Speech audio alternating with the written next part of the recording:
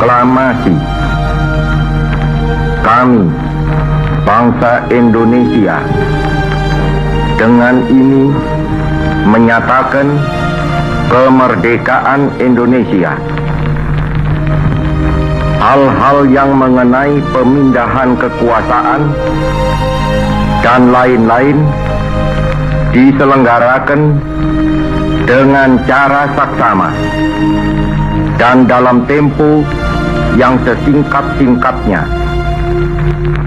Jakarta, 17 Agustus 1945, atas nama bangsa Indonesia, Soekarno Hatta.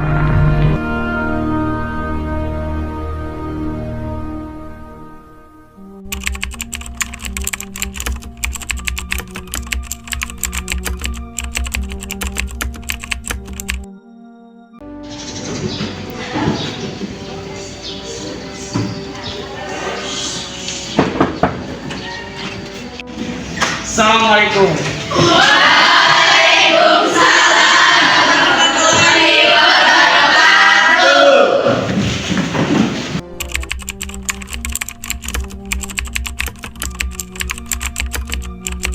Assalamualaikum warahmatullahi wabarakatuh. Waalaikumsalam warahmatullahi wabarakatuh. Saudara sebangsa dan setanah air, mari kita mengucapkan syukur kehadirat Allah Subhanahu wa Ta'ala karena berkat rahmat dan hidayah kita dapat berkumpul di tempat ini. Marilah kita berkumpul dalam musyawarah yang penuh semangat dan tegar untuk merenungkan dan menggali hikmah dari nilai-nilai yang akan membentuk dasar negara Indonesia. Dalam pertemuan ini, mari kita saling berbagi ide dan gagasan yang berharga demi mengukir masa depan bangsa yang merdeka. Agenda utama kita hari ini adalah mengumpulkan wawasan yang mendalam tentang prinsip-prinsip yang akan membimbing langkah yang menuju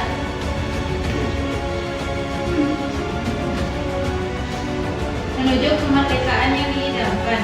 Marilah kita duduk bersama, membuka ruang diskusi yang tulus dan terbuka untuk mencari titik temu dalam membangun fondasi negara yang kuat dan adil. Semua pandangan yang diutarakan akan menjadi bahan berharga dalam membangun kehidupan berbangsa dan bernegara yang lebih baik. Ayo, mari kita mulai musyawarah ini dengan hati yang penuh cinta dan semangat untuk Indonesia.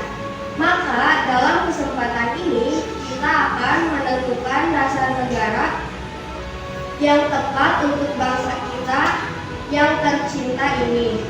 Saya selaku Ketua BPUPK dengan ini menyatakan membuka rapat penempatan dasar negara secara resmi.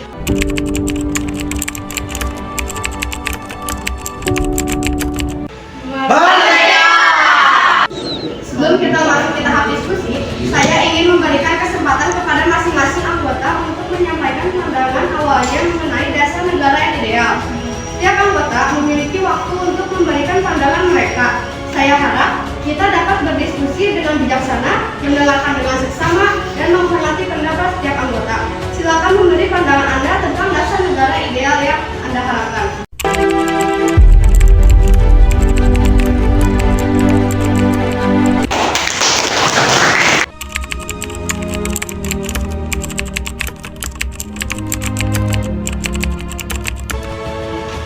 Saya percaya bahwa negara Indonesia harus didasarkan pada prinsip-prinsip Islam yang kuat. Islam adalah agama mayoritas di negeri ini dan itu harus tercerminkan dalam dasar negara kita. Terima kasih Kiai Haji Wahid Hasyim atas pandangannya yang berharga. Sekarang mari kita dengarkan pandangan Abdul Kahar. Silakan berikan pandangan Anda.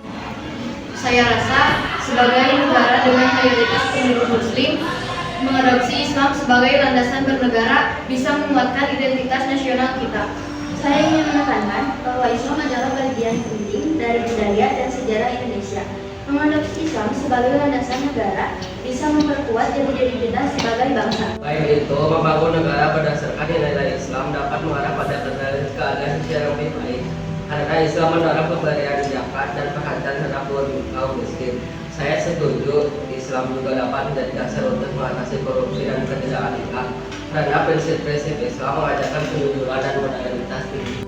Saya setuju, Islam dapat menjadi dasar untuk mengatasi korupsi dan ketidakadilan karena prinsip-prinsip Islam mengajarkan kejujuran dan moralitas tinggi.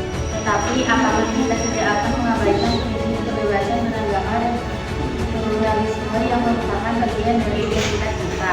Saya khawatir mengadopsi Islam sebagai landasan negara bisa berpotensi kita menjadi investasi yang sempit dan merugikan kebebasan individu. Selain itu, apakah kita benar-benar dapat memisahkan agama dan politik sepenuhnya? Adakah risiko agama digunakan justifikasi politik yang tidak adil? Tapi kita juga harus mempertimbangkan norma-norma moral Islam dalam mengatur kehidupan sosial dan keluarga. Ini bisa menjadi fondasi untuk membangun masyarakat yang kuat dan bersih. Saya berpendapat bahwa sistem pemerintahan kita dapat memiliki unsur-unsur yang sesuai dengan prinsip-prinsip syariat. Namun kita perlu menjaga keseimbangan dengan prinsip-prinsip demokrasi dan keadilan. Saya setuju, tetapi kita juga harus memastikan bahwa hak-hak minoritas tetap terlindungi. Kita harus merumuskan konstitusi yang menghormati keberagaman agama dan keyakinan. Ingin menegaskan bahwa Indonesia adalah negara yang memiliki keberagaman dan agama ataupun budaya.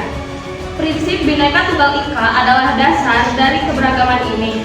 Penerapan syariat Islam secara eksklusif dapat membahayakan harmoni dan kesatuan yang telah kita bangun selama ini. Kita harus mengingat bahwa keberagaman agama di negara ini adalah salah satu aset terbesar kita. Menegakkan satu agama di atas agama lain dapat menciptakan ketidakadilan dan memicu konflik. Negara kita harus tetap mengedepankan kebahasaan beragama dan menjaga prinsip negara berdasarkan Pancasila. Kita harus memikirkan konsekuensi terhadap hak-hak individu dan kebebasan sipil.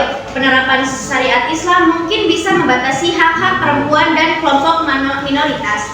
Kita harus menghormati hak setiap warga negara tanpa memandang agama atau keyakinan mereka. Terima kasih atas pandangan yang sangat beragam. Sudah jelas bahwa isu ini memerlukan pertimbangan yang matang. Apakah pandangan lain sebelum kita mengambil keputusan? Saya ingin menekankan bahwa kita dapat mempromosikan nilai-nilai dan etika dari agama tanpa harus menerapkan syariat secara keseluruhan. Mengajarkan kebaikan, tolong menolong, dan kasih sayang sesama adalah cara yang lebih inklusif untuk membangun masyarakat yang baik. Saya setuju dengan itu. Kita bisa memanfaatkan pendidikan dan budaya untuk memperkuat nilai-nilai keagamaan tanpa harus mengubah struktur hukum negara. Menjaga kesetaraan dan keadilan bagi semua warga negara harus tetap menjadi prioritas kita. Terima kasih atas pandangan semua peserta. Sepertinya kita semua sepakat bahwa menghormati keragaman agama dan budaya serta menjaga prinsip-prinsip dasar negara adalah hal yang penting. Saya mengusulkan agar kita mengambil pendekatan inklusif yang memperkuat nilai-nilai moral tanpa harus merubah karakter dasar negara kita. Bagaimana pendapat kalian?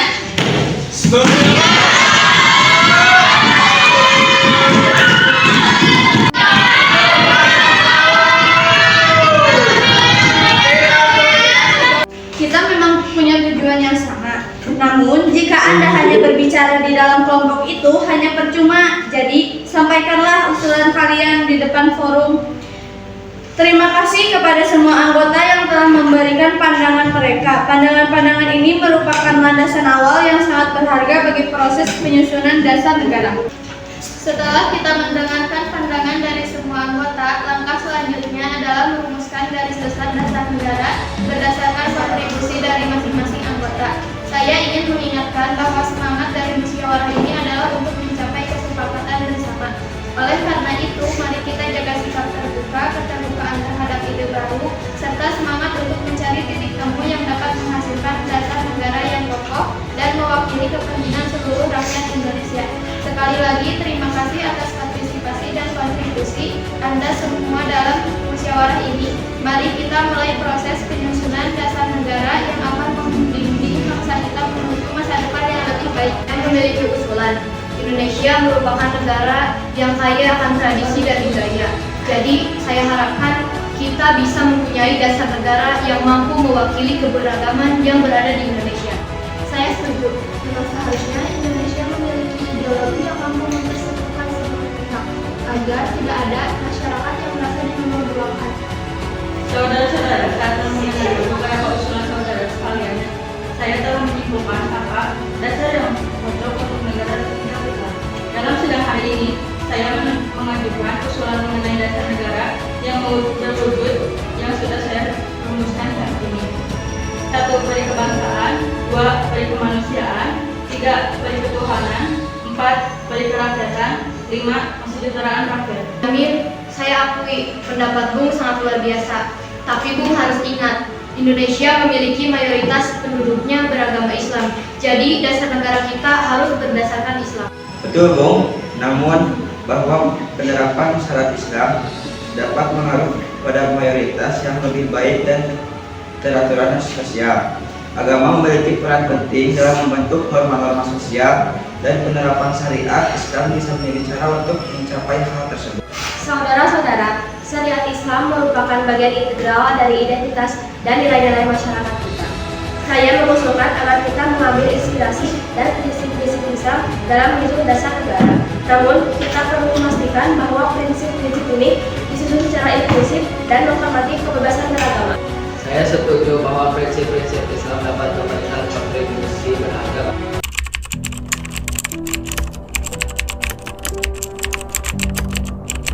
Saudara-saudara sekalian, telah tenang kita telah berkumpul di ruangan ini selama 3 hari hanya untuk membahas dasar negara. Kita masih belum mampu menghasilkan dasar negara yang baik dan cocok untuk negara kita yang tercinta ini. Setiap kelompok rapat masih saja egois dan lebih mementingkan kepentingan golongannya dibanding kepentingan umum. Kita tidak bisa seperti ini. Untuk itu izinkan saya untuk menyampaikan usulan saya tentang dasar negara yang akan saya bicarakan berikut ini. Kita telah berjuang melawan penjajah. Kita telah bersatu untuk memperjuangkan tanah air tercinta. Maka haruslah kita tanamkan rasa persatuan pada diri generasi-generasi kita. Hal ini merupakan alasan butir pertama, yaitu 1. Kebangsaan Indonesia, 2. Internasionalisme atau perikemanusiaan, 3. Mufakat atau demokrasi, 4. Kesejahteraan sosial, 5. Ketuhanan. Saya sepakat dengan konsep yang diusulkan oleh Bung Karno. Ini memperlihatkan semangat persatuan dan kesatuan serta nilai-nilai kebangsaan. Benar, konsep ini sangat kuat dalam menggambarkan identitas nasional kita. Saya mendukungnya. Ini mencerminkan kesatuan agama dan budaya dalam pembentukan negara kita. Saya mendukung sepenuhnya. Konsep pidato ini jelas dan kuat, sangat mewakili semangat perjuangan rakyat Indonesia. Namun, saya merasa perlu untuk mengevaluasi kembali tujuan dan makna dari Piagam Jakarta. Jika kita merubah sila pertama, kita harus mempertimbangkan implikasi historis dan budaya yang mungkin timbul. Kita tidak boleh mengesampingkan peran agama dalam membentuk identitas sosial.